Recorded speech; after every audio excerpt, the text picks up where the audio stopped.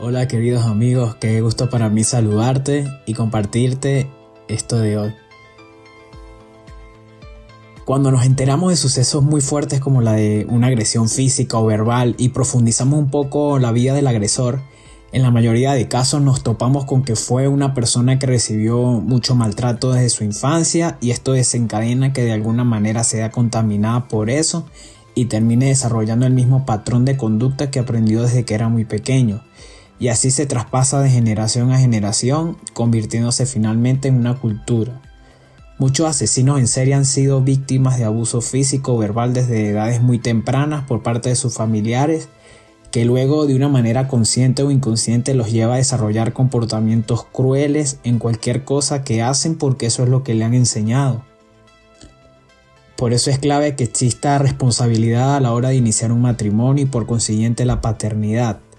Si solo tomamos decisiones por deseos placenteros y no por la razón o sentido común, en la mayoría de casos va a producir resultados nada favorables para nosotros y para el entorno. Debe haber una preparación previa para emprender una decisión tan importante como la de tener una familia, porque nuestra descendencia inevitablemente va a generar un impacto positivo o negativo en el mundo que los rodea. Un niño o una niña que es maltratado probablemente terminará siendo un adulto violento o agresivo porque eso es lo que le han enseñado y lo verá como algo muy normal y así se va a repetir el mismo patrón de conducta. Se me viene a la mente el síndrome de Estocolmo. En 1973 Jane Olson intentó asaltar un banco de crédito de Estocolmo, Suecia. Tras verse acorralado por la policía, tomó a 4 rehenes empleados del banco. Olson, luego de recibir distintas amenazas por parte de las autoridades, fue protegido por sus víctimas.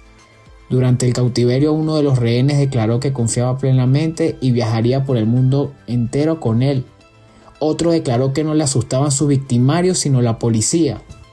A partir de ahí, profesionales de la salud mental acuñaron el término síndrome de Estocolmo a la reacción de estos rehenes frente al cautiverio que experimentaron. Según un año después, la nieta de un magnate fue secuestrada por el ejército simbionés de liberación. 2 meses después, ella se unió a sus secuestradores ayudándoles a realizar un asalto a un banco.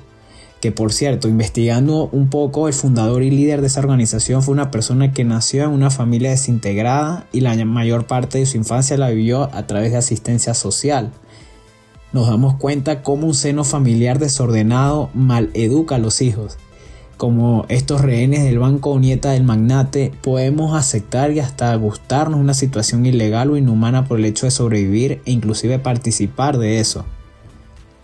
En la vida diaria se dan casos similares en donde un hijo o una hija fue educado por padres abusivos o poco preparados para llevar una paternidad inteligente o sabia y así educar a sus hijos de formas óptimas para que sean siempre personas que aporten positivamente en el lugar que se desenvuelven.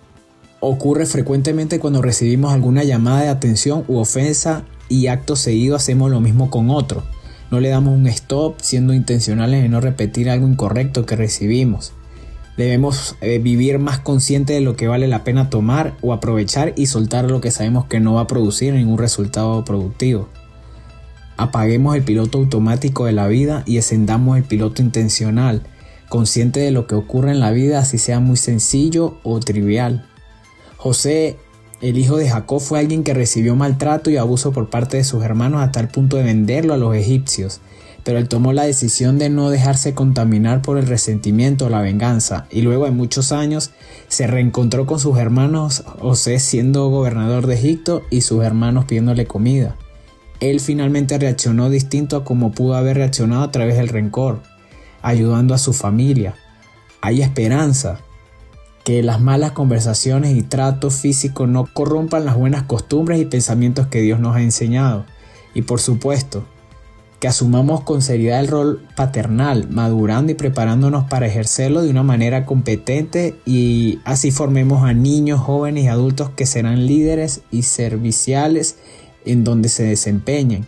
Porque fácilmente queremos achacarle toda la culpa o responsabilidad a las escuelas y universidades, pero ellos pueden estar equivocados.